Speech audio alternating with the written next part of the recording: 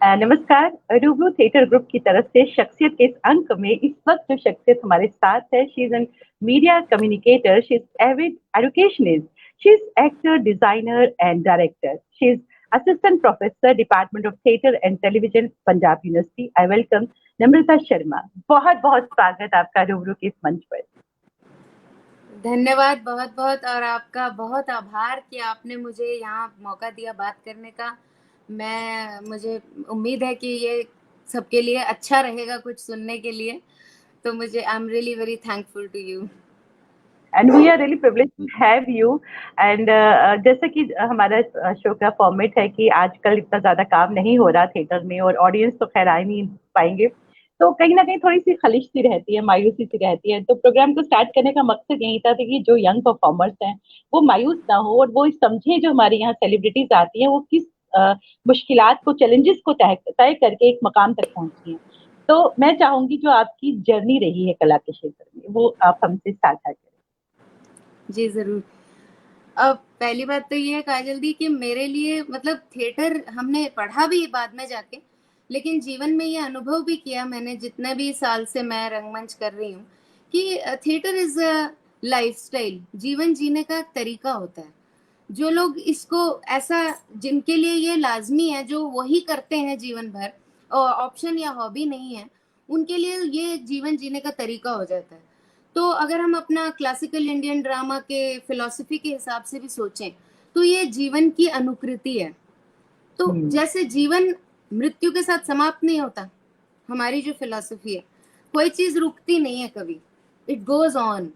तो थिएटर भी कभी ऐसे परिस्थिति आ सकती है कि किन्हीं परिस्थितियों की वजह से वो रुक गया, या ऐसा लग रहा है कि शोज नहीं हो पा रहे हैं, रिहर्सल नहीं हो रही है, अब क्या होगा आगे।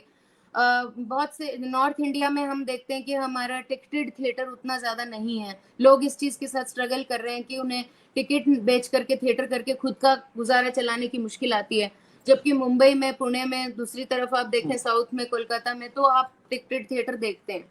पर उसके बावजूद भी वो करते रहे आज तक, खत्म तो नहीं हुआ, नहीं। कोशिश जारी है। मैं खुद चंडीगढ़ में जब से इतने सालों से कोशिश कर रही हूँ कि एक टिकट कल्चर एस्टैब्लिश कर सकूं, कि लोग टिकट लेकर आए, शो देखें। और मैंने full house sold out show भी यहाँ किया, जो मेरा सपना था ऐसा भी हमने किया। तो पहली बात तो ये है कि थिएटर कभी रुकता नहीं है, तो वो अपना जो जज्बा है वो बनाए रखें, विश्वास रखें उस पर। इसके बिना तो हमें रहना नहीं, चाहे वो स्पीड उसकी बिल्कुल। धीरे भी हो जाए। पहली बात तो ये। अब दूसरी बात, जहाँ से मेरी जर्नी की बात है, तो मैं बताने लगी हूँ कि मेरा बचपन जो है राजस्थान में बीता है। तो दो शहरों में बीता है। जब मैं बहुत छोटी थी तो बीकानेर में, राजस्थान बीकानेर में हम रहते थे, और सोफिया स्कूल में मैं पढ़ती थी। और वहाँ पे शुरुआती साल मेरे बीते, तब मुझे थिएटर की समझ नहीं थी कि थिएटर क्या होता है। हालांकि बीकानेर का जो माहौल है आज भी, वहाँ का प्रोफेशनल बहुत जबरदस्त थिएटर का माहौल है, बहुत सारी 50 से ऊपर तो वहाँ पर टीम्स हैं, और वहाँ के थिएटर हम्म। फेस्टिवल में हम अक्सर पार्टिसिपेट करते रहे हैं। स्ट्रॉन्ग थिएटर बैकग्राउंड है वहाँ का। पर मैं तब बहुत छोटी थी। फिर वहां से मेरे पापा हैं, बैंक में थे, उनका ट्रांसफर गंगानगर हो गया। तो श्री गंगानगर, ये पाकिस्तान बॉर्डर पे एक छोटा सा शहर है। तो वहां हम रहने के लिए चले गए, और बाकी का जो हिस्सा है मेरे जीवन का वो वहां बीता, ये पढ़ने आने से पहले का। वहां पे लेकिन थिएटर की कोई परंपरा, माहौल नहीं था बिल्कुल भी। और वहां पे आज भी आपको जान के मतलब हैरानी होगी कि वहां पे एक प्रॉपर ऑडिटोरियम नहीं है। अगर कोई टीम वहां नाटक करने आती है तो किसी स्कूल के या कॉलेज के ऑडिटोरियम में शो करना पड़ता है, ओपन में कर सकते हैं, मगर इतना थिएटर का वहां पर कल्चर नहीं था। तो मैं छोटी थी, घर में साहित्य का बहुत माहौल था। मेरी माँ को साहित्य में बहुत रुचि थी, इतनी किताबें उनकी मुझे विरासत में, और पढ़ने की रुचि उनसे मुझे मिली है। और घर में हमारे अखबार था, घर का ननिहाल का अखबार खुद चलता है, तो इसलिए घर में किताबें, समीक्षा, लेख, ऐसी बातें, ये सब खूब होता था। मेरी माँ डांसर और एक्ट्रेस भी थी, स्कूल में एक्टिव रही थी, और पिताजी पेंटिंग और आर्ट एंड क्राफ्ट से जुड़े थे। तो मुझे डिजाइन और एक्टिंग, परफॉर्मेंस, ये सब चीजों में, साहित्य में पढ़ने में शुरू से रुचि थी। लेकिन मुझे हमेशा से एक, बहुत छोटी थी तब से, जो कि एक कॉमन बात नहीं है, मैंने इस चीज को बहुत सहा जब मैं छोटी थी, कि मुझे कोई खालीपन सा लगता था। मतलब मैं बार बार ऐसे सवाल करती थी, बहुत छोटी उम्र की बात है ये, जब मैं काफी छोटी थी, और मैं पूछती थी कि ये हमें जीवन क्यों मिला है, हम क्यों पैदा हुए हैं इस धरती पे, और क्या पर्पस है हमारे आने का, मर जाएंगे तो क्या होगा। ऐसे सब बातें मैं सोचती रहती थी, जो कि बच्चों को खेलना कूदना चाहिए, मस्त रहना चाहिए, वो भी करती थी, पर सोचती थी बहुत ज्यादा। तो मन में कुछ ना कुछ खालीपन हर समय मुझे रहता था, कि जैसे कोई चीज की तलाश है, ऐसे लगता था। मुझे लगता है कि किसी भी कलाकार के लिए ये परेशानी या इसको खालीपन या जो गड्ढा कहते हैं, ये बहुत जरूरी है। अ, मुझे ऐसा लगता है, उस पैशन को जगह देने बुलबुलाहट के जो, लिए। हाँ, जो बुलबुलाहट जो होती है वो जरूरी है आपकी, बहुत बिल्कुल जबरदस्त, कि बिल्कुल। कोई ऐसा सवाल, ये आर्ट के लिए भी है, रिसर्चर के लिए भी है, तभी तो रिसर्च करता है वो किसी चीज को। तो यही कला में है, वो कला अपनी हमारी रिसर्च तो हमारी कला है। तो अब जैसे जैसे मैं बड़ी हुई, तो ये 10वीं क्लास में आई, 10वीं 11वीं के करीब की बात है, तो मुझे शौक चढ़ा मैं एक्ट्रेस बनूंगी। तो फिल्में देख करके फिल्म एक्ट्रेस बनूंगी, और पढ़ के क्या करना है। हालांकि पढ़ाई में मैं अच्छी थी, साइंस का बैकग्राउंड था। मैंने माँ बाप से कहा कि मैं तो मुंबई जाना चाहती हूँ, और फोटो सेशन वगैरह सब करवा के वगैरह मैं मतलब एक्ट्रेस बनूंगी। तो माँ बाप ने बिल्कुल साफ कह दिया कि नहीं, पहले पढ़ाई होगी, उसके बाद ही तुम कहीं जा सकती हो। तो वो जो क्रांति करने की मैंने कोशिश की थी, वो तो चली नहीं। ये काफी इंटरेस्टिंग अपने आप में बात है। तो मन मार के मैंने, फिर मैंने कहा कि मुझे नहीं, मुझे ना फाइन आर्ट्स में, क्योंकि बहुत शौक था डिजाइन पेंटिंग, और हमारे शहर में तब फाइन आर्ट्स ऑप्शन किसी कॉलेज में नहीं था, अब तो है। तो मैंने कहा मुझे वहां जाने दो, तो मैं पढ़ना चाहती हूँ, मुझे फाइन आर्ट्स कॉलेज है चंडीगढ़, वहां मुझे एडमिशन लेने दो। तो वो भी मना हो गया कि अभी तुम छोटी हो, जब मास्टर्स के लिए तुम जा सकती हो, अभी तुम्हें ग्रेजुएशन यहीं से जो सब्जेक्ट है उनमें करनी पड़ेगी। तो मैं बहुत, और भी ज्यादा मुझे बेचैनी हो गई। तो मैंने कहा ठीक है, अब क्या कर सकते हैं, अलाउड नहीं है तो उसी वक्त की बात है, मैं कॉलेज में पढ़ रही थी और मुझे अच्छा नहीं लगता था, पर मैं जैसे भी मन मार के मैं पढ़ती थी। तो उस वक्त हमारे शहर में तब दीदी जवाहर कला केंद्र जयपुर का नाम तो आपने सुना ही होगा। बिल्कुल उनकी तरफ बिल्कुल से बिल्कुल। नाट्य शिविर लगते थे, हर शहरों में, अलग अलग शहरों में नाट्य शिविर लगते थे। और उनकी तरफ से अपॉइंटेड एक निर्देशक आते थे, टीचर निर्देशक। वो हमें एक महीने का, महीने 1.5 महीने लगभग का कैंप लगता था, शिविर लगता था, किसी भी स्कूल में लगता था। और शहर के जो ज्यादातर गर्मी की छुट्टियों में लगता था, तो जो इंटरेस्टेड लोग होते थे वो आते थे, और उनका फिर सिलेक्शन होता था कि हाँ ये है इस लायक, तो वो एक ग्रुप बन जाता था करीब 30 लोगों का।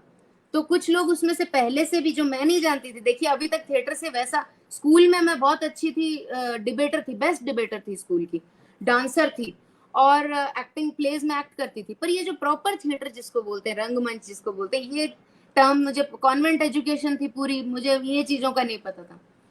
तो जब वो कैंप में मैं गई, मेरे मामा जी ने बोला, वो मेरे मामा जी, अब हमारा अखबार था, सब लोग, शहर छोटा है, जानते थे एक दूसरे को।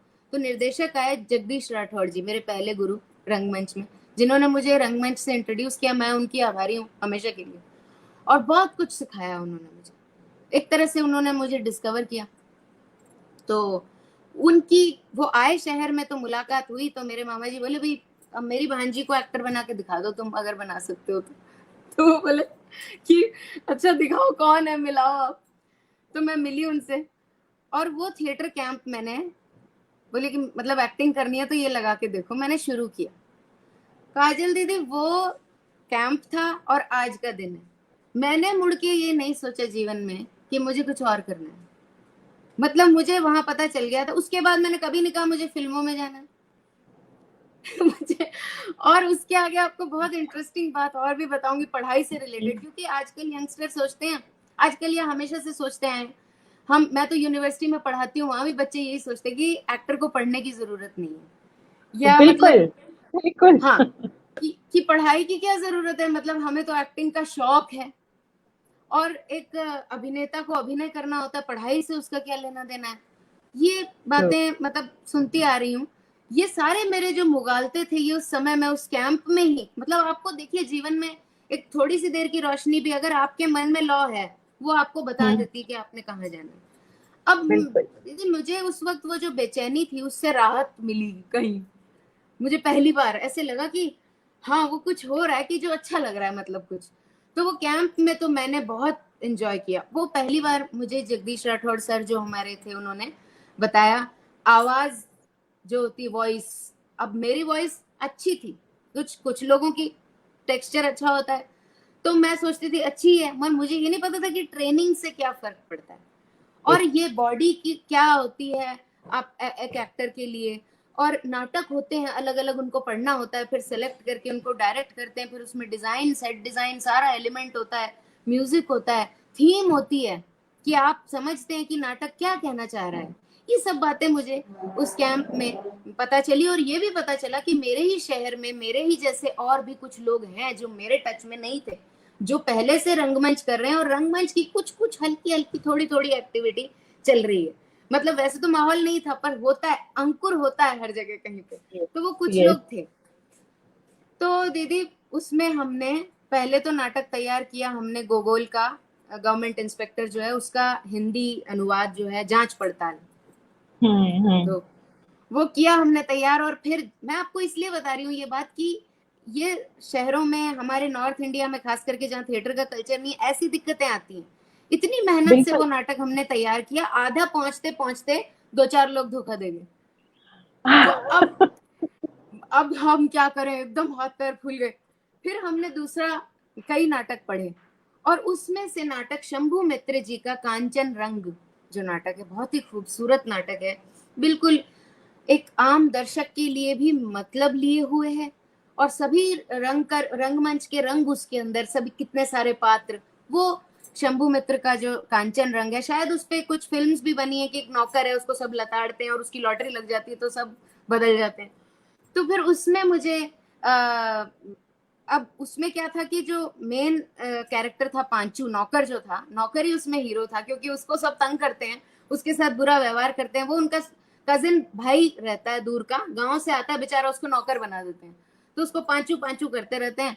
और उस दूसरे घर की नौकरानी तरला उससे मिलने आती है, उनका प्रेम प्रसंग होता है।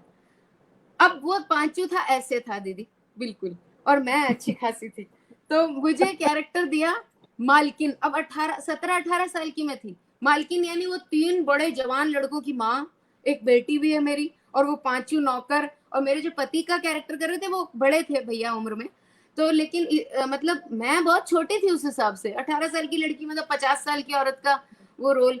तो मैं बड़ी नाराज हो गई। अच्छा, तब तक मेरे जो गुरुजी थे वो कह चुके थे सबके बीच में कि ये तो आपने किससे मिलवा दिया, बहुत अच्छी लड़की है, इसकी आवाज भी अच्छी है, मेहनती भी बहुत है। मैंने कहा फिर आप मुझे रोल क्यों नहीं दे रहे हो ये वाला, मुझे तो यही चाहिए। अब ये भी होता है, यंग बच्चे सोचते हैं हमें, अब ऐसे बोलते हैं, नए नए आते हैं, कहते हैं रोल अच्छा दो हमें। बिल्कुल, यस तो यस हमेशा उनको लगता है कि रोल ही नहीं अच्छा मिला, उसमें क्या कर यस सकते थे हम, ऐसा। यस इसलिए मैं बता रही हूँ दीदी, ये मैंने पाठ तभी पढ़ लिया था, कुछ इसलिए कि मैंने जाना कि हर व्यक्तित्व की एक वैल्यू होती है, आपको किसी सांचे में ढला हुआ होना जरूरी नहीं है। और ये थिएटर की खूबी है, ये आपको सिनेमा में मुश्किल है, आज समय बदल रहा है मानती हूँ मैं, पर तब तो बहुत मुश्किल था। तो मैंने मुंह फुला लिया, मुझे क्यों नहीं देंगे, तो बोले कि बेटा अगर तुझे दे तो दूंगा मैं, चल ठीक है। मैं ये कह दूं बेमेल जोड़ी है कि पांचू पतला है और तू ऐसी है, कहते पर मालकिन कौन करेगा। मैंने कहा क्या मतलब आपका, कहते मालकिन कोई और नहीं कर सकता, तू ही कर सकती है। अब तब हम टीचर का बहुत, आप जानते हो दीदी आजकल बदलाव आ गया मूल्यों में थोड़ा, हम तब गुरु की बहुत वो करते थे, लिहाज करते थे कि नहीं कहा बिल्कुल है सर ने बिल्कुल बिल्कुल तो मैंने कहा बिल्कुल। ठीक है, मन मार के मैं थोड़ा तो रोई वगैरह, पर मैंने कहा मैं इसी में, कहते तुम इसमें जान लगा दो, भूल जाओ सारी बातें, मेरी बात मानो तुम। तो मैंने वो तैयारी शुरू की उसकी, वो मेरा जीवन का पहला प्रॉपर थिएटर परफॉर्मेंस था। तो दीदी वो परफॉर्मेंस तो ऐसी गई, बहुत सुंदर, पूरा शहर ऑडिटोरियम भरा हुआ था। जब नाटक खत्म हुआ तो लोग मेरे पास ऑटोग्राफ लेने आए, मुझे इतना, वो मैं कभी पल नहीं भूल सकती। हम पूरी टीम के लिए ही वो यादगार था, लेकिन कोई आपसे ऑटोग्राफ ले रहा है, वो भी शहर के कोई भी अंकल, कोई लोग कैसे भी सब आ रहे हैं जो आपको कभी नहीं जानते थे। वो मुझे लगा कि ऐसा मैंने क्या किया। और उन्होंने खास बात, जो एक एनेक्डोट है समझ लीजिए इसे, मैं भूल नहीं सकती हूँ। अब तब मोबाइल नहीं थे, नहीं तो व्हाट्सएप फोटो खींच के मैं रख लेती उस चीज की। उन्होंने कहा कि आप इस पे, मैं साइन करने लगी, कहते मालकिन लिख दो, अपना नाम मत लिखो, मालकिन लिख दो। कितना बड़ा कॉम्प्लीमेंट। तो कितना बड़ा कॉम्प्लीमेंट है। मैंने लिख दिया मालकिन।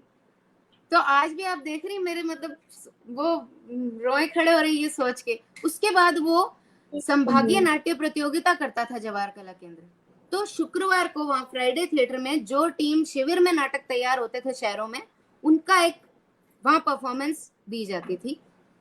वहां गए हम परफॉर्म करने इसी नाटक को। अब पहली बार ऑडिटोरियम, गंगानगर में तो वो स्कूल का हॉल था, ऑडिटोरियम जवाहर कला केंद्र का जो ऑडिटोरियम था वो उसमें रंगायन में मैंने देखा ऑडिटोरियम। मैं वहां जाके मंच पे खड़ी हुई। मैंने सोचा, आंखें बंद कर ली मैंने सोचा कि अगर मुझे अपनी बेचैनी से निजात मिल सकती है तो यही मिल सकती है, और यही वो जगह है। ऑडिटोरियम में खड़े होना क्या होता है दीदी, तब मैंने देखा। और जो सभी सुन रहे हैं जिनका पैशन थिएटर है या किसी तरह की कला है, डांस है, म्यूजिक है, जो सभागार में जाके कैसा महसूस होता है वो इससे रिलेट कर पाएंगे। 18 साल की मैं थी, वहां से मेरे जीवन की दिशा निर्धारित हो गई हमेशा के लिए कि मैं रंगमंच करूंगी। फिर वो शाम को वहां हुआ प्ले। तो प्ले में कोई शहर के बड़े सेठ थे, जयपुर में बहुत जूलर्स ऐसे बड़े सेठ थे कोई, वो आए थे देखने, चीफ गेस्ट थे। तो वो ऐसे होता है आदत की जेब में कुछ रखते हैं कि किसी ने अच्छा काम किया तो उसको हम, मतलब उन्होंने चांदी के सिक्के भी सबको बंटवाए थे। जब शो खत्म हुआ तो उन्होंने स्टेज पे जाके अनाउंस किया कि चांदी के सिक्के तो सबको देंगे हम, लेकिन जो मालकिन का कैरेक्टर जिसने किया था वो बच्ची, उसको हम बेस्ट एक्टर के लिए हम उसको एक लॉकेट, उन्होंने मुझे छोटा सा वो अनाउंस किया। तो 32 लोगों की टीम थी, मैं मतलब सब लोगों ने मुझे बधाई दी। तो मुझे थिएटर ने पूरा झोली भर के दे दिया कि भाई, मुझे कोई लगा कि मुझे इससे बेटर मैं जीवन में, आपको अगर रिकॉग्निशन मिल जाए, आपको समझ आ जाए कि ये शायद वो काम है जो आप सबसे अच्छा कर सकते हैं। बिल्कुल। तो वहां से फिर वापस आने के बाद मैंने, अब मैं आपको ये बता रही हूँ कि आप माहौल की बात कर रहे हैं, अब ये तो हो गया, कैंप हो गया, उसके बाद सन्नाटा हो गया। शिविर तो एक बार लगता है साल में। तो मैंने कहा ये मेरे शहर में नाटक नहीं होता, मैं तो करूंगी। तो हमने अपना ग्रुप बनाया कुछ लोगों के साथ मिलकर, वो मेरे जीवन का पहला थिएटर ग्रुप था जी। तो हमने उसको गंगानगर यूथ थिएट्रिकल सोसाइटी नाम से बनाया। उसमें कुछ लोग जुड़े, एंथुजियास्ट्स। मैंने बढ़ चढ़ के उसमें मेहनत की, विज्ञप्तियां देना, न्यूज में सब अपने चीजें यूज की, और कुछ नाटक तो किए ही किए वहां पे। एक सेकंड में ये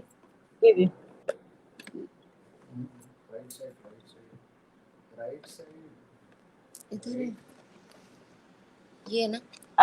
जब तक नम्रता जी सेट करती हैं, मैं जितने भी हमारे व्यूअर्स हैं मैं उन सबको वेलकम कहना चाहूंगी। हमारे साथ सुचित्रा गुप्ता जी जुड़ी हैं। सुचित्रा जी, बहुत बहुत स्वागत आपका। युवराज सर, बहुत बहुत शुक्रिया आपका, बहुत बहुत शुक्रिया आपका। नमस्कार नम्रता जी तक मैंने पहुंचा दिया। शोभा जी हमारे साथ जुड़ी हैं, बहुत बहुत शुक्रिया शोभा जी हमारे साथ जुड़ने के लिए। युवराज सर बहुत बड़े रंगकर्मी हैं, नेशनल स्कूल ऑफ ड्रामा से हैं। विनीता ठाकुर जी हमारे साथ जुड़ी हैं, बहुत बड़ी ब्रॉडकास्टर हैं, शिलांग से हमारे साथ जुड़ी हैं। अमरजीत अरोड़ा जी हमारे साथ जुड़े हैं, रंगकर्मी हैं, बहुत वरिष्ठ रंगकर्मी हैं, बहुत बहुत शुक्रिया। राज रानी शर्मा जी हमारे साथ जुड़ी हैं, बहुत बहुत शुक्रिया। हमारे साथ रश्मि धर जी खुद एक अदाकारा है, आर्टिस्ट हैं, बहुत बहुत शुक्रिया हमारे साथ जुड़ने के लिए। प्रीति राणा जी बहुत बहुत शुक्रिया। जय नारायण कश्यप जी बहुत बहुत शुक्रिया हमारे साथ जुड़ने के लिए। नवनिंद्र मैम बहुत बहुत शुक्रिया, इट्स आवर प्रिविलेज कि आप हमारे साथ इस शो में हैं। थैंक यू मैम हमारे साथ जुड़ने के लिए जी। शब्बीर सर कश्मीर से हमारे साथ जुड़े हैं, फॉर्मर स्टेशन डायरेक्टर रहे हैं दूरदर्शन के। सर बहुत बहुत शुक्रिया हमारे साथ जुड़ने के लिए जी। नम्रता, अयाश आरिफ साहब राजरानी कश्मीर शर्मा से जुड़े आपने हमारे नाम साथ लिया, मेरी माँ का जी। नाम है, तो देख रही है प्रोग्राम, मुझे क्या बहुत बात, खुशी हो रही है क्या जी। बात जी। तो उन्होंने मुझे हमेशा प्रोत्साहन दिया, उसके लिए मैं उनकी आभारी हूँ बहुत ज्यादा। तो फिर ये हमने थिएटर ग्रुप बनाया, कुछ नाटक किए, और फिर मैंने सोचा ऐसे तो बात नहीं बनेगी। हमने एक रंग महोत्सव किया 4 दिन का। क्या बात। और उसमें हमने हनुमानगढ़, सूरतगढ़, अबोहर, आसपास के छोटे छोटे एरिया से जो थिएटर ग्रुप थे उनको हमने बुलाया। उस खर्चे को कैसे वहन किया, सोचिए कि हमने 4 दिन का 100 रुपए का एक पास रखा, और मैंने अकेली ने 10,000 की टिकट मैंने बेची घूम घूम के। और हमारी टीम ने, सोचिए, किराने वाला किसी ने 2,000 रुपए दे दिए, भुजिया वाले ने 5,000 रुपए दे दिए, ऐसे हमने स्पॉन्सरशिप छोटी छोटी इकट्ठी की।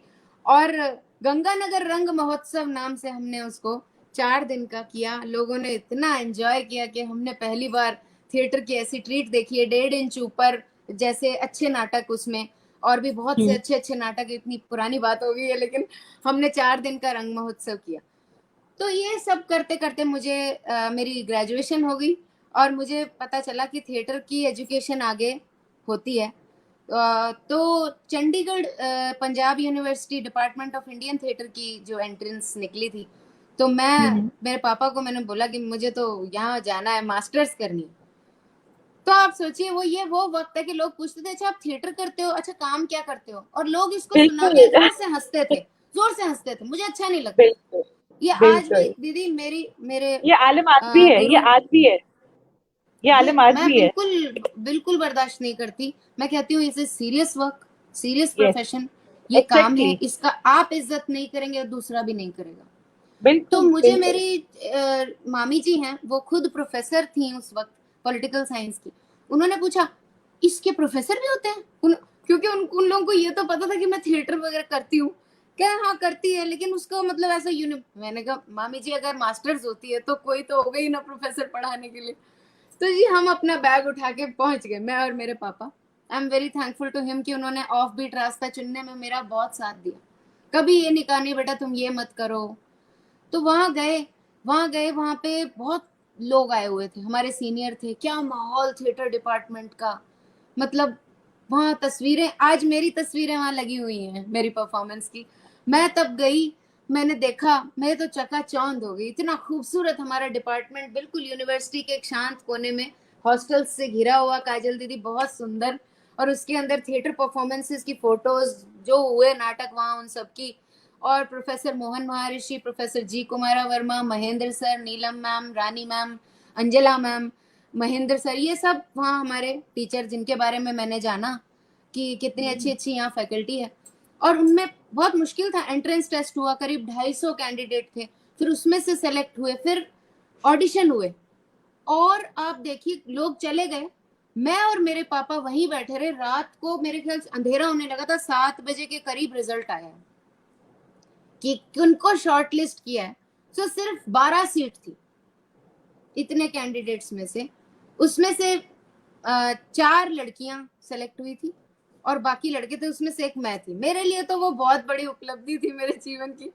मेरे पापा ने मुझे बधाई दी, और सारा उस दिन में मैं अपने सीनियर्स के साथ मैंने बहुत कम्युनिकेट किया, जो आज काम कर रहे हैं कहीं मुंबई में अलग अलग फील्ड्स में, मेरे सीनियर्स, उनका बहुत बड़ा योगदान है मेरे सब कुछ सीखने में जीवन में। तो उनके साथ कम्युनिकेट करके मेरे पापा को यकीन हो गया कि ये सही जगह पहुंची मेरी बेटी। तो फिर वो जो सफर है मेरा इंडियन थिएटर डिपार्टमेंट का शुरू हुआ, जो मैं आपको कह रही हूँ स्पेशलाइजेशन वॉइस एंड स्पीच, वो मेरे जो गुरु, मेरे मेंटर, मेरे गाइड सब कुछ हैं, प्रोफेसर मोहन महर्षि, उनकी देन है। टीचर कैसे बनना है या कौन बन सकता है ये हमें उन्होंने बताया। ये मेरी दूसरी पारी टीचर वाली बता रही हूँ आपको, एक्टर तो ठीक है, बिल्कुल बिल्कुल। एक्टर तो मैं पैशनेट थी जबरदस्त, लेकिन मुझे ये नहीं पता था। मैं बहुत छोटी थी ना, तो खेलती थी, तो आपको याद होगा पहले बच्चों की कैसेट रिकॉर्ड करते थे कि बोलो तो ला के फिर हम कैसेट रिकॉर्ड करेंगे। तो मुझे ऐसे पूछते थे आप पढ़ते हो, आप पढ़ते हो, मैं पढ़ती नहीं हूँ, मैं पढ़ाती हूँ, मैं ऐसे बोलती थी तब भी कि मैं तो पढ़ाती हूँ, मैं जाके स्कूल में पढ़ाती हूँ। तो वहां फिर दीदी हम, मोहन सर हमको वॉइस एंड स्पीच उन्होंने बताया, आवाज मॉड्यूलेशन, वॉइस, शब्दों की साउंड क्या होती है, कि बोलते बेटा झापड़ बोला तो झापड़ की आवाज आनी चाहिए पीछे से। हमने कहा ये तो हमने मतलब जो वाइब्रेशन, जो रेजोनेंस, जो एक्सरसाइजेस ऐसी हालत कर देते थे कि हम ऐसे पूरे खत्म हो जाते थे उसके बाद, पूरे सेशन के बाद, कि अब तो खाना मिल जाए और पानी मिल जाए और हम जाएं यहाँ से। इतना वो हमें थका देते थे, इतनी अच्छी हमारी ट्रेनिंग होती थी। महेंद्र सर ने डिजाइन की इतनी खूबसूरती से पढ़ाई करवाई, और उन्होंने कहा कि तुम्हारा पहले से इंटरेस्ट है डिजाइन में, तो वो बहुत निखर गया वहां पे जाके। तो सर क्या कहते थे हमें जब एक्सरसाइज करवाते थे, अब देखिए दीदी एक ही जगह सब जाते हैं, लेकिन कौन क्या ले रहा है ये भी डिपेंड करता है। वो बिल्कुल। तो कभी पिकासो की पेंटिंग ले आते थे क्लास में। उन्होंने हमें बताया कि इंटेलेक्चुअल होना क्या होता है, बुद्धिजीवी किसको बोलते हैं, बोलते बुद्धिजीवी, बुद्धिजीवी। आप कैसे बुद्धिजीवी बनोगे ये कोई नहीं बताता। तो उन्होंने हमें बताया कि जब किसी चीज का सबटेक्स्ट या उसके अंदर छुपा मतलब ढूंढ के निकाल लो, यस उसको बुद्धिजीवी कहते हैं। यस हमने कहा यस इतनी बात है। तो उन्होंने उन्होंने हमें जैसे कविता, उन्होंने असाइनमेंट देते थे कि कविता ढूंढ के लाओ और कविता कहानी कुछ भी ढूंढ के लाओ, 10 मिनट का परफॉर्म करना है क्लास में सबके बीच। ये सिंपल बातें लगती हैं दीदी, लेकिन बैठ के आप बोल रहे हो कैसे बैठना है, अनाउंस कैसे करना है राइटर का नाम, ऐसी छोटी छोटी बातें। और जब कर देते थे फिर वो पूछते थे इसमें निहित अर्थ क्या है, इसका थीम क्या था, और जो बता पाता था उसको ऐसा कॉन्फिडेंस मिलता था। तो उन्होंने आषाढ़ का एक दिन, मोहन राकेश जी का क्लासिकल प्ले है, मेरे सिलेबस में आज मैं पढ़ाती हूँ, उन्होंने हमें पढ़ाया और उन्होंने उसको ऐसा पढ़ाया कि एनालिसिस कैसे करते हैं नाटक का, कि आज मैं किसी भी नाटक का एनालिसिस कर सकती हूँ। ये होती है टीचिंग। मैंने उनसे सीखा। जब वो पढ़ाते थे मुझे उनके चेहरे के अलावा कुछ, क्लास दीवार सब गायब हो जाती थी, मैं सच कह रही हूँ। इतना हिप्नोटाइजिंग उनका चेहरा था। आज मुझ पे किसी का सबसे ज्यादा प्रभाव है तो उनका ही। तो उन्होंने हमें बताया कैसे ये वॉइस सब एक्सरसाइज जो कराते थे। उन्होंने एक दिन कहा कि अब तुम ऐसा करो, एक स्क्रिप्ट तैयार करके लाना और क्लास तुम लेना।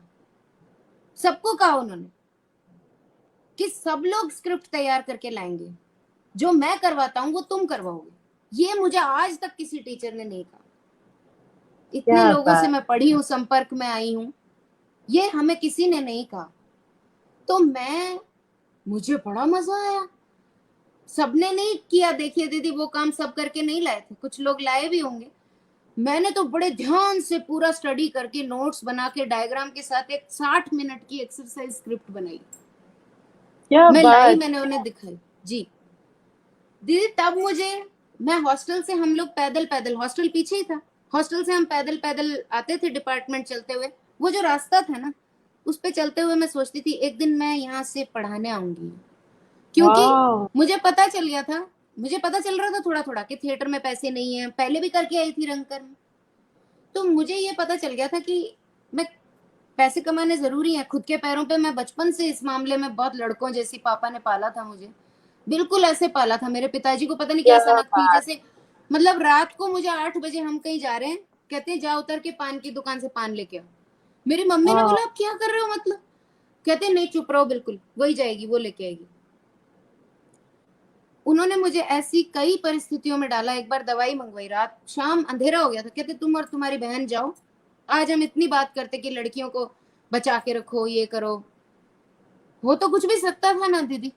एक आध बार ऐसा हुआ कि मेरे साथ घटना भी कुछ हुई, ईव टीजिंग कुछ ऐसी जैसी हो जाती है हम सभी औरतों के साथ, वो हुई, मैं रोई। पर उन्होंने कहा कि तू ऐसे ही स्ट्रांग बनेगी, आगे से जब तू जा रही होगी तू देखेगी कोई आ तो नहीं रहा कि तुझे हाथ लगा जाए। तो ये मतलब, तो मुझे ये समझ में आ गई थी कि मुझे अपने पैर पे खड़े होना है, कुछ भी हो। पापा के आगे हाथ नहीं फैलाना मुझे।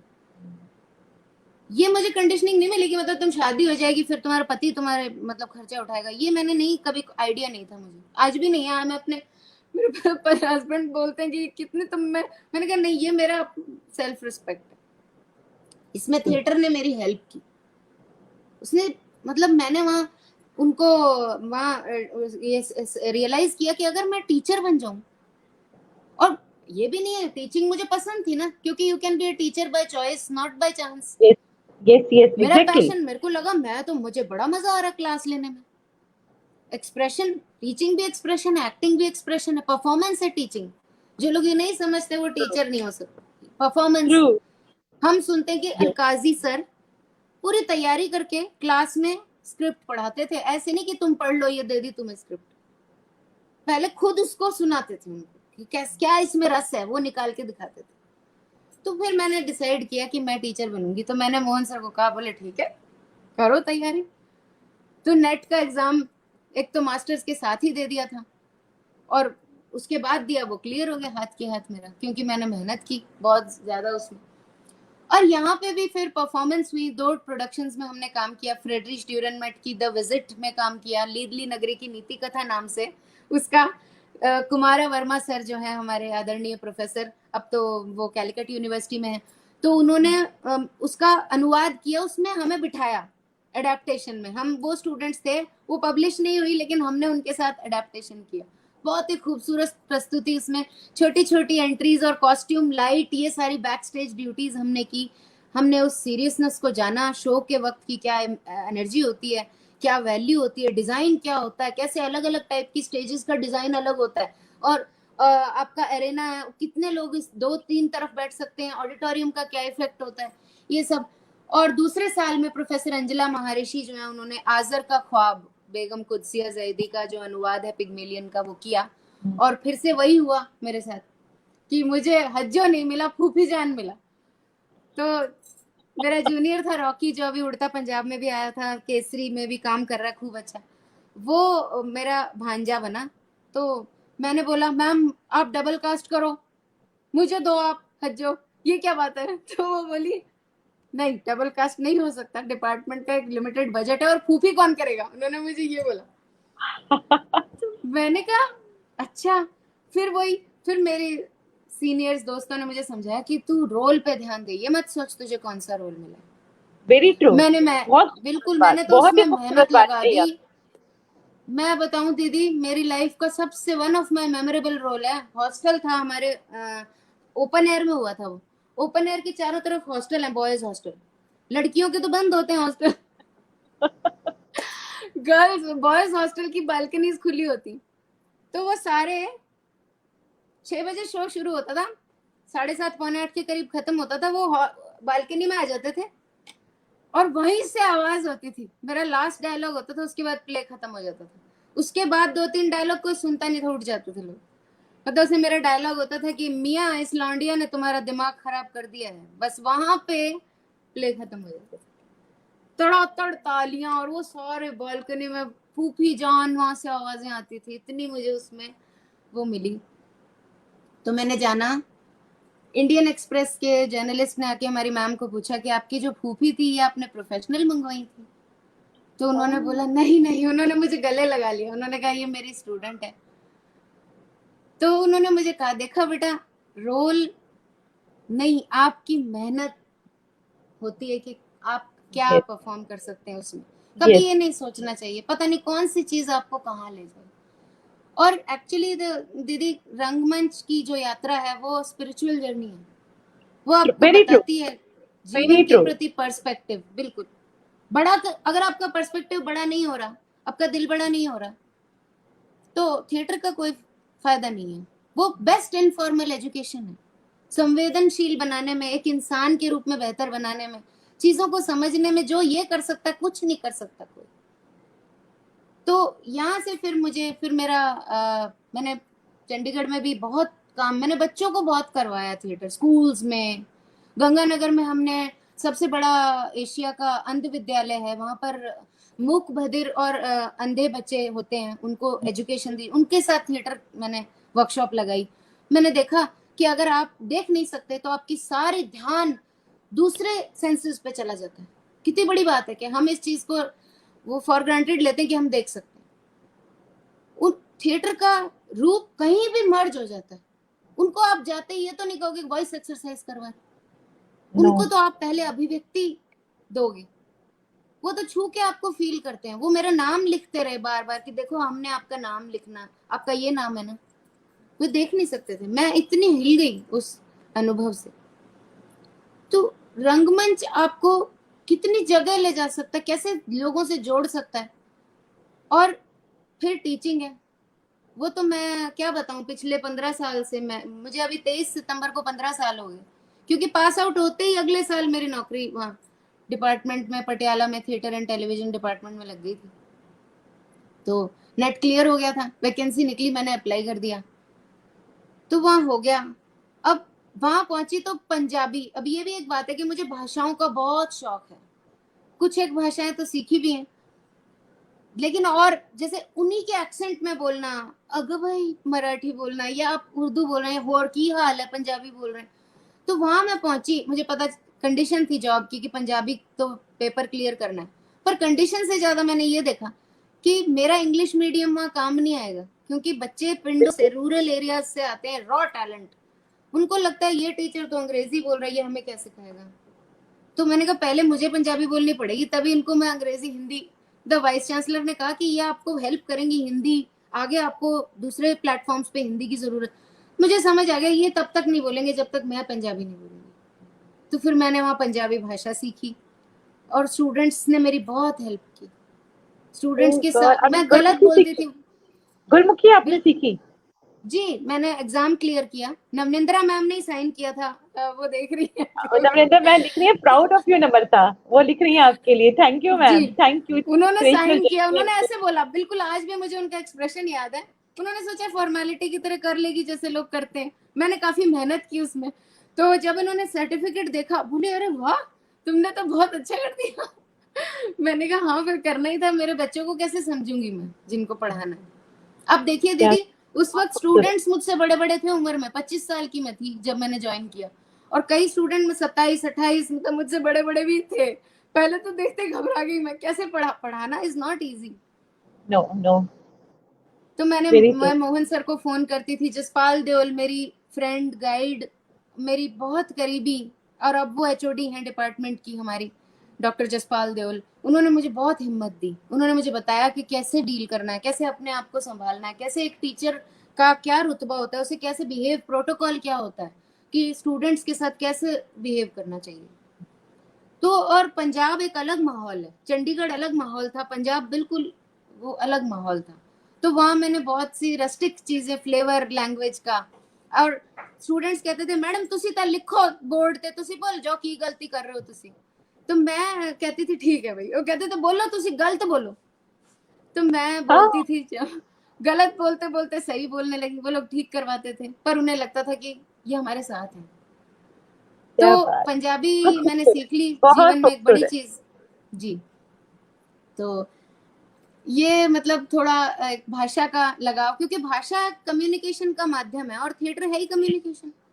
तो एक एक्टर तो कम्युनिकेट कैसे करेगा, बिना भाषा के भी कर सकता है, लेकिन जितनी भाषाएं उसको आएंगी वो कम्युनिकेशन की पावर, और कैसे उसके अलग अलग तरीके, बोलने के फ्लेवर हैं जो ये बड़े मजेदार हैं। तो इससे मुझे एक बात भी याद आ गई, बड़ी इंटरेस्टिंग सी, कि जब मैं एंट्रेंस एग्जाम देने गई थी डिपार्टमेंट ऑफ इंडियन थिएटर का, तो मुझे मेरे सीनियर्स ने कहा कि तेरे को एक टिप दे रहे हैं, वैसे तो तू काम कर। मैं उस वक्त 1.5 साल, 1.5 पौने 2 साल मैंने अपने शहर में जो रंगमंच कर लिया था। बोले कि आप अंदर जाएगी ना तो जो लोग बैठे हैं उनसे झूठ मत बोलना, वो पकड़ लेंगे। तो मैंने बोला मेरा तो वैसे कोई प्लान नहीं है झूठ बोलने का, लेकिन आपने कह दिया तो मैं ध्यान रखूंगी।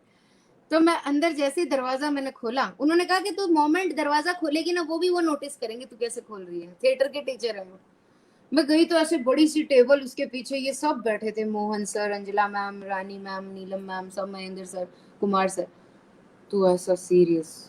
तो 2-4 सवाल किए, फिर मुझे मोहन सर ने पूछा, प्रोफेसर मोहन महर्षि ने, कि थिएटर क्यों करना चाहती हैं आप। बिल्कुल उन्होंने ऐसे पूछा। तो मैंने कहा सर, अब लोग क्या ज्यादातर जवाब देते हैं, हम समाज का भला करना चाहते हैं, देश का भला करना चाहते हैं, या हम एक्टर, ज्यादातर फिल्मों में भी लोग आजकल तो बिल्कुल ही वही है, उसमें कुछ हमारी खुद की भी गलती है। तो मैंने कहा सर, मतलब वैसे तो हम एक ही जिंदगी जीते हैं। मेरे को वो पल याद आ गया जब मैं जवाहर कला केंद्र के मंच पे खड़ी थी। मैंने कहा सर, एक मैं नम्रता हूँ, मैं तो नम्रता ही रहूंगी, वो ही मर जाऊंगी मैं। मैंने कहा लेकिन सर एक्टर जो होता है ना, वो तो कभी कुछ बनता है, कभी कुछ बनता है, कभी कुछ बनता है। और मतलब मैंने कहा सर, मैं रोऊंगी तो सामने बैठी जो इतने लोग हैं ऑडियंस, वो मेरे साथ रोएंगे। मैं हंसूंगी तो वो हंसेंगे। इतनी पावर, मतलब आपको इतना कोई दे रहा है जगह, आप अपने साथ उनको 1-1.5 घंटा कैरी करोगे, कि ये बहुत बड़ी बात नहीं है दीदी। बहुत बड़ी बात, तो बहुत खूबसूरत, बहुत खूबसूरत बात, बहुत बड़ी बात। तो उन्होंने ऐसे बोला ठीक है। बहुत खुश हो गई, बोलते हैं ठीक है। तो बहुत, मतलब वो एक अच्छा, वहां से बाहर निकल के मैंने सोचा, मैं सोच के थोड़ी गई थी वो मुझे ये पूछेंगे।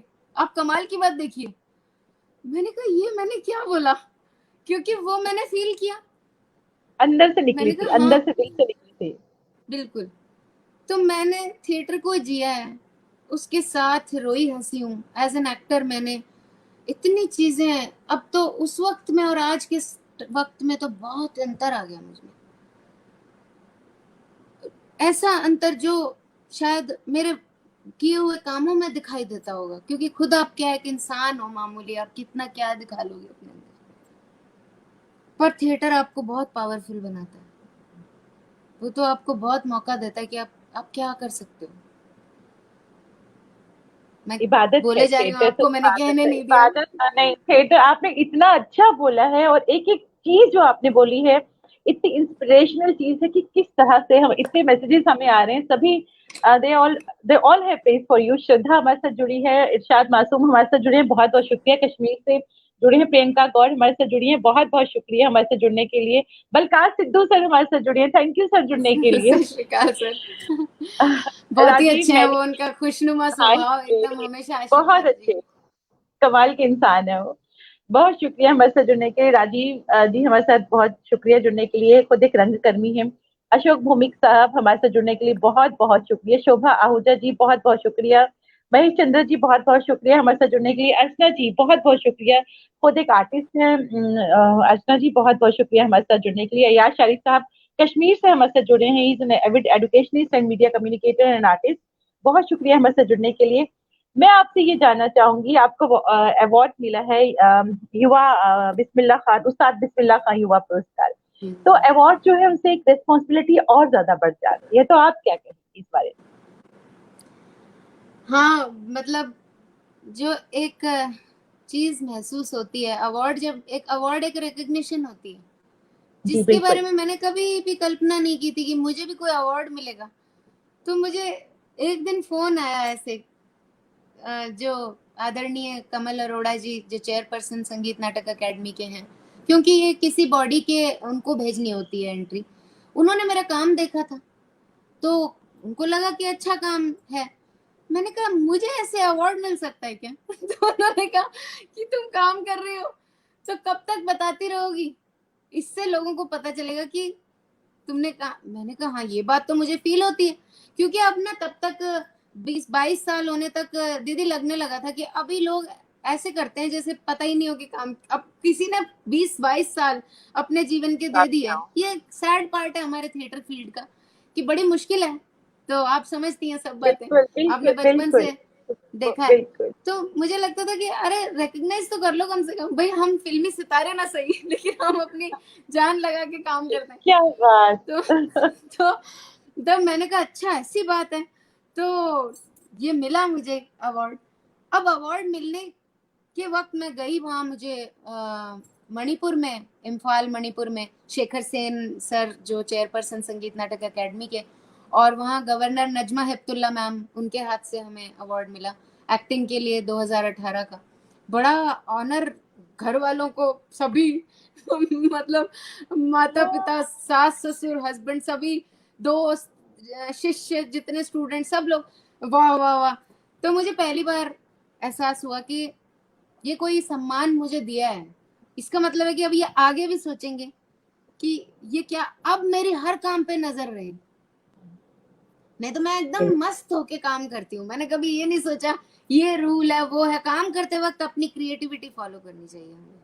और रिस्क लिए मैंने दीदी, ऐसे नाटक उठा लिए कि लोगों ने कहा कि ये नहीं उठाने चाहिए कुछ, मैंने कहा मुझे तो किक उसमें आ रही है, तो मैं तो यही उठाऊंगी नाटक। डायरेक्शन भी तभी शुरू किया जब मुझे अंदर से आवाज आई कि मैं अब डायरेक्ट कर सकती हूँ, और बहुत मजा आया। तो मैंने सोचा कि अब तो काम करना पड़ेगा। पर एक बात और रियलाइज हुई कि ये अवार्ड मुझे क्यों मिला एक्चुअली। काजल दीदी, जीवन में उतार चढ़ाव सबके आते हैं, मेरे भी आए, बहुत आए। मेरे करीबी लोग जानते हैं, उनकी बात नहीं है यहाँ, वो तो सबके लिए होते हैं, वो नई बात नहीं है। दुख, उतार चढ़ाव, हादसे, सब भरी पूरी फिल्मी जिंदगी है मेरी भी। लेकिन उसमें चलते चलते मैंने कभी थिएटर की उंगली नहीं छोड़ी। तो मतलब So मैं good. I'm feeling so, नम्रता मैं रोकूंगी, I'm feeling so proud of you. मैं शायद वर्ड्स मेरे पास बहुत कम पड़ जाएंगे, लेकिन सच में I'm feeling so proud of you. Really feeling so proud of you. जी। Thank you. इसमें एक मैं शेयर करना चाहूंगी एनेक्डोट, कि मैं टॉपर थी यूनिवर्सिटी में। फर्स्ट पारिजात मेरा बैचमेट, और सेकंड मैं थी। तो भैरव सिंह शेखावत आए थे हमें वो देने डिग्री, टॉपर्स को स्पेशल कॉन्वोकेशन होती है। तो मैं प्रेग्नेंट थी और बीमार थी, तो इतना ट्रैवल मुझे अलाउड नहीं था। और दूसरा इवेंट उस वक्त था नेट का एग्जाम, जो कि मैं प्रेगनेंसी की बुरी हालत में तैयारी कर रही थी, पढ़ रही थी।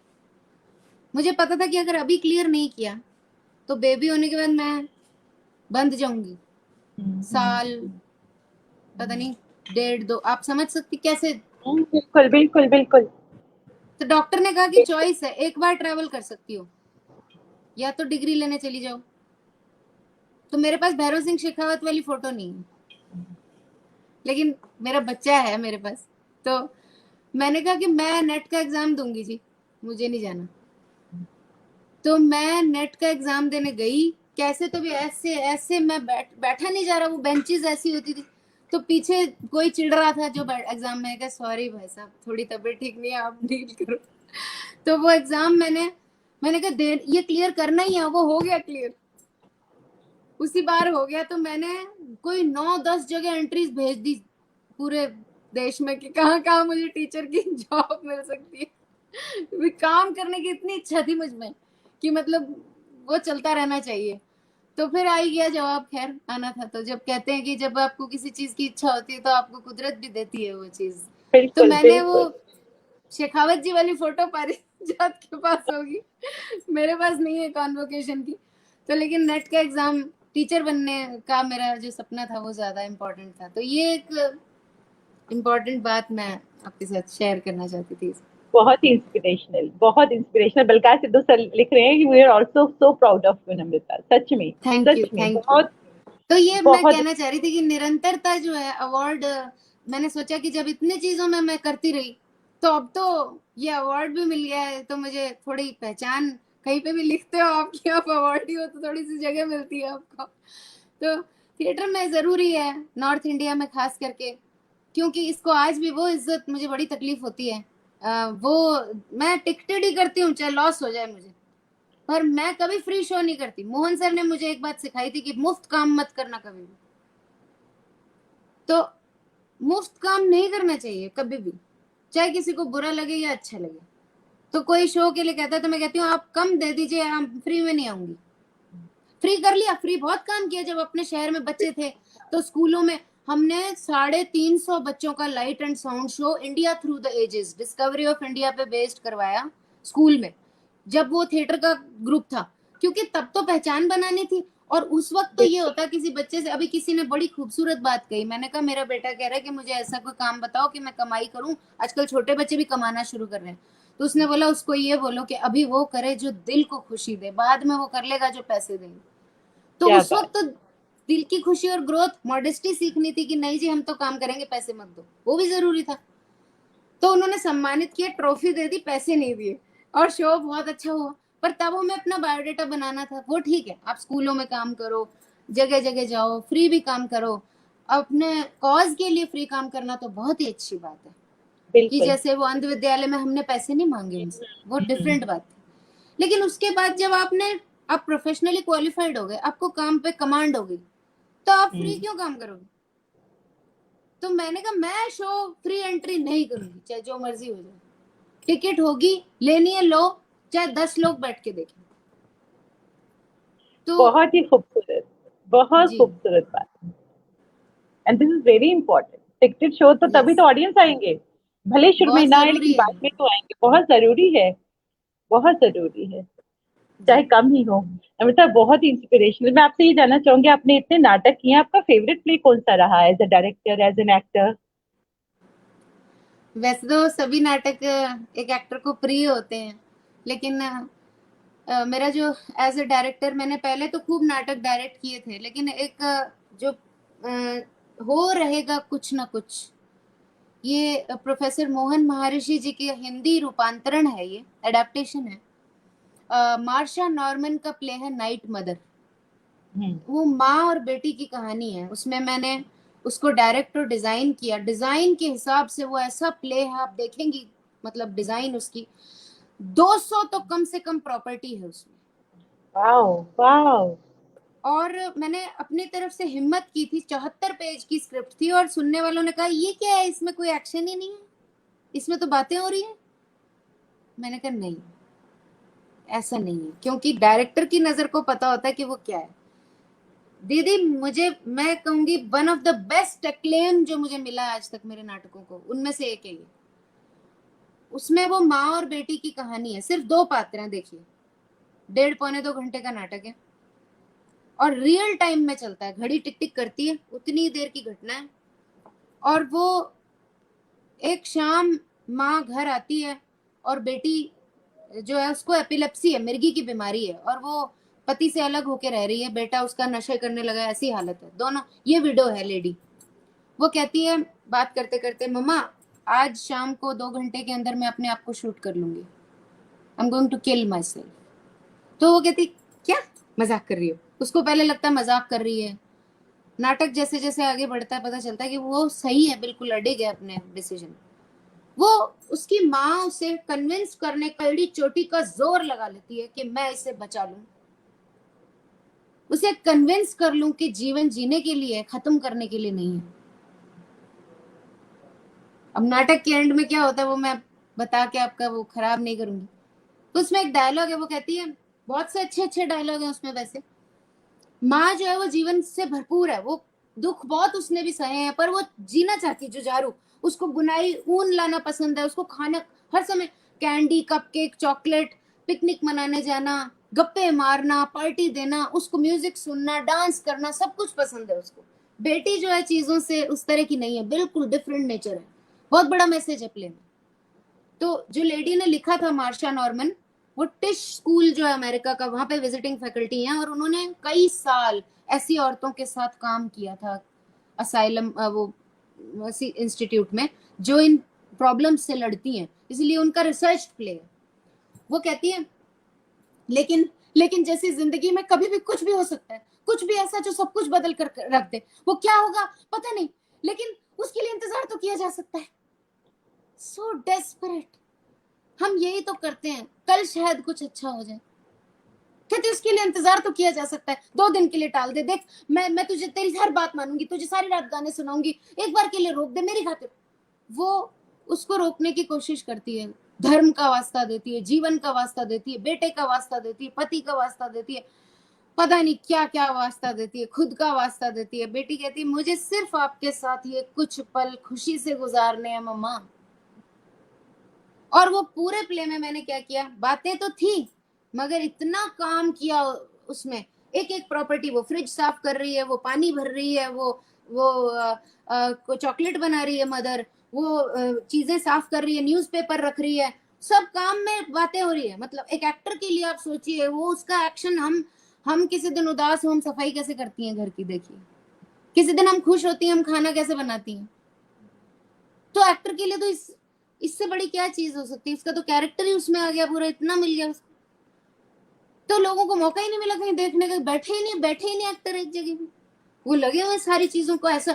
और एक मैंने कहा एक चीज बता दो जो यूज ना हुई हो अगर मैंने स्टेज पे यूज की हो, और 70s का पीरियड यूज किया था, पुराना पीरियड, वो फोन नहीं होते घुमाने वाले, और वो कैलेंडर 70s का, वही तब प्लास्टिक की बोतल नहीं होती थी फ्रिज में, बियर की बोतलों में पानी भर के लोग रखते थे, ड्रिंक की बॉटल्स में कांच की, फ्रिज भी स्टेज पे, इतनी प्रॉपर्टी।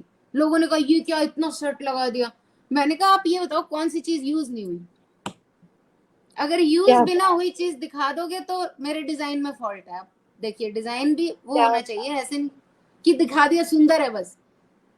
और मैंने अपने हाथों से प्रॉपर्टीज बनाई, तब ग्लास नहीं होते थे, पेंट हुए हुए ग्लास होते थे कांच हाँ के हाँ जिसमें बिल्कुल पानी बिल्कुल पियो। बिल्कुल हाँ हाँ तो हाँ। एक एक मतलब उसके अंदर जो डिजाइन, लोग स्टेज पे आए डिजाइन हाथ लगा के देखने कि ये क्या चीजें लगाई हैं आपने। उस काजल दीदी मैंने सोचा नहीं कितना खर्चा होगा, मुश्किल से 25-30, कहीं तो इतने भी नहीं मिलते जहाँ जाते हैं हम शो लेके। बिल्कुल बिल्कुल उसका तो सेट बिल्कुल। ही इतना था कि वो ले जाना ही अपने आप में, मतलब आपको फोटो दिखाऊंगी कभी मैं, क्लिप दिखाऊंगी, उसका तो पैराफर्नेलिया इतना था। लोग पहली नजर में क्या कहते थे, ये इतना क्या है, ये इतना सेट, जब प्ले देख लेते थे तो कहते थे भाई वाकई। तो उसमें क्या है कि उस प्ले को पढ़ने के बाद मैंने दीदी रियलाइज किया, वो लास्ट डायलॉग होता है, वो बेटी को वो कहती है मैं मुझे लगा था तू मेरी है, ये लास्ट डायलॉग होता है माँ का, जैसी ऐसा मत कर। लास्ट में वो कहती है मुझे लगा था तू मेरी है। हम सोचते हैं, वो उससे छुपाती है बचपन से कि तुझे मिर्गी है, उसकी शादी अपनी मर्जी से करवा देती है। वो लड़की इतनी दबंग नहीं होती तो वो माँ के हिसाब से चलती।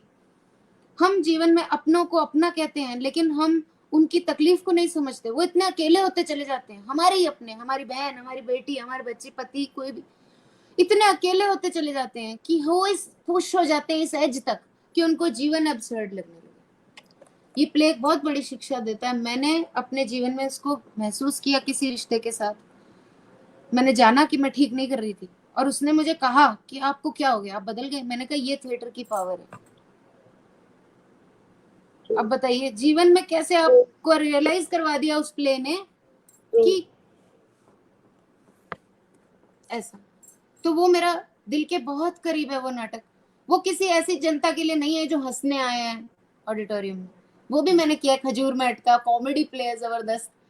तो लेकिन ये जो है, एक तो ये नाटक हो रहेगा कुछ ना कुछ जो आपको ये सवाल पूछता है कि जीवन का जो अब्सर्डिटी है, अस्तित्ववाद है, अर्थहीनता है, उसके लिए उसका क्या जवाब है।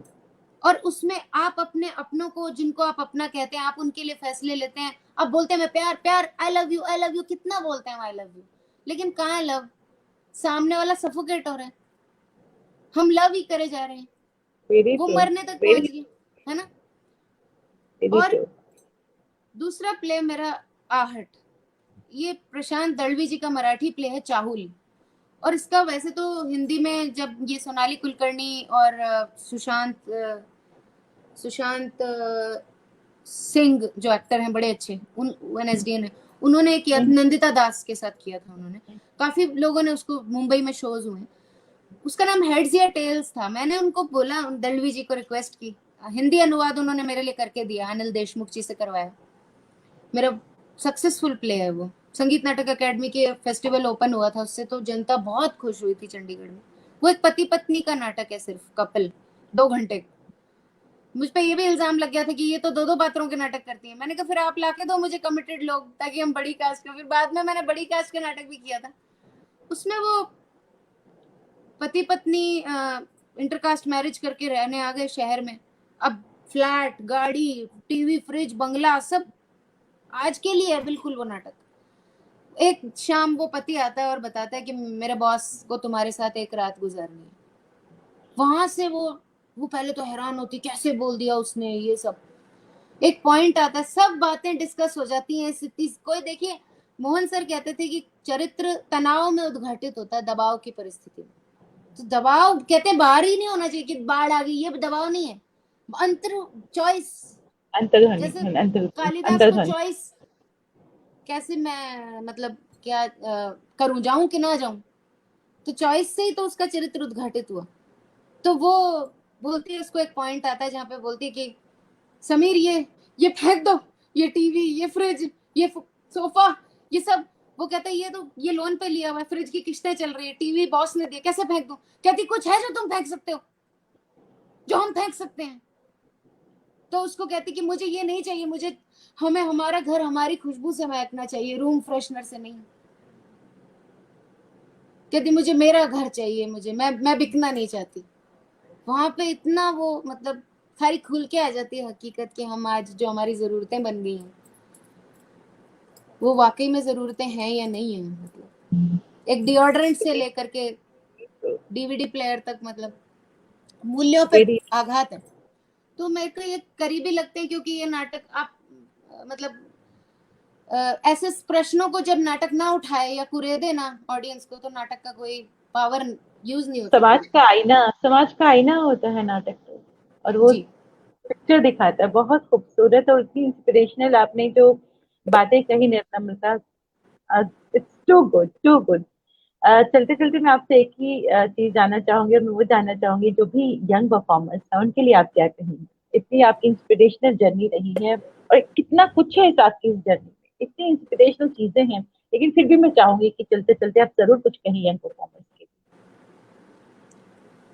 मैं यही मैसेज देना चाहूंगी, क्योंकि मैं यंग स्टूडेंट्स को पढ़ाती भी हूँ, रोज मेरा उनके साथ वास्ता पड़ता है, डिपार्टमेंट में भी पढ़ाती हूँ और मेरे ग्रुप में भी मेरे पास बच्चे आते हैं।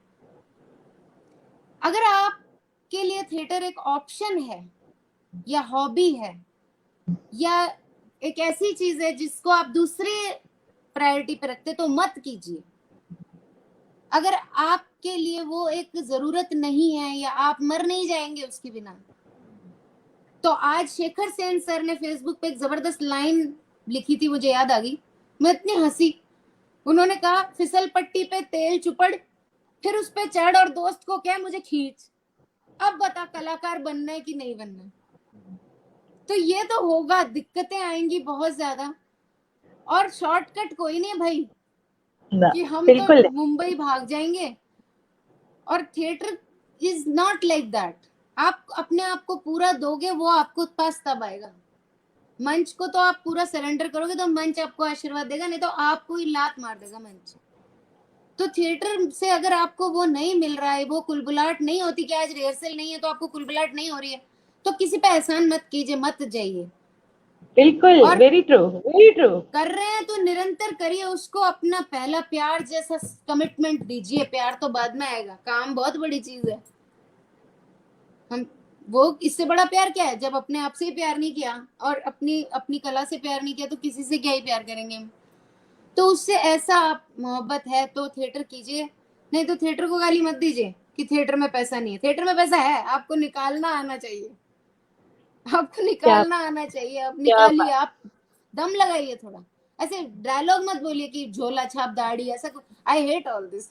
मतलब मुझे प्रोफेशनल थिएटर की मैं पैरोकार हूँ, और मैं अपने नाटक में वो सब चीजें मैं अपने एक्टर्स को कहती हूँ हम लाएंगे, जिससे वो टाइट हो के ऑडियंस को ये टाइम ना दो कि फोन निकाल के व्हाट्सएप चेक कर ले। वो तो आपने दिया ना। यस यस यस, आपने दिया, उसकी क्या गलती है? True, very true, very true. Competition किससे है आपका? ये तो देखो, फिल्म से, पॉपुलर कल्चर से, वेब सीरीज से, फोन में फिल्म चल रही है। तो लेकिन इसका ये मतलब नहीं कि थिएटर मर जाए। थिएटर तो है, जैसे हैंडमेड चीज बिक रही है ना आज भी, मशीन वाली बिक रही है। तो आप अपना पैशन सोचिए, थिएटर को छोड़िए, वो तो होगा, वो उसको आपकी जरूरत नहीं है, आपको उसकी जरूरत। तो ये है। क्या बात, क्या बात। अभी जो हमारे साथ लोग जुड़े हैं उनको फिर से वेलकम करूंगी। सतीश आनंद सर हमारे साथ जुड़े हैं, बहुत बहुत शुक्रिया सर हमारे साथ जुड़ने के लिए। जितने भी व्यूअर्स हमारे साथ जुड़े हैं, निरुपमा जी हमारे साथ जुड़ी हैं, निरुपमा वर्मा जी, बहुत बहुत शुक्रिया हमारे साथ जुड़ने के लिए। बहुत ही एनरिचिंग सेशन था नम्रता, बहुत ही बहुत प्रेरक जिसे मैं कहूंगी, तो so inspirational. I am really thankful to you, इतनी अच्छी आपने बातें जो शेयर करी, बहुत बहुत शुक्रिया कहना चाहूंगी नम्रता, बहुत बहुत शुक्रिया। And really we all are really proud of, सच में as a theatrist really proud, really proud. बहुत शुक्रिया बहुत आपका है दीदी, आपने मुझे बहुत ही सुंदर मंच और इतने लोग जो सुने और ये मौका दिया बोलने का, अभिव्यक्ति का ये अवसर दिया, उसके लिए बहुत बहुत धन्यवाद। बहुत शुक्रिया इस मंच पर आने के लिए। Thank you Namrata, thank you, बहुत शुक्रिया।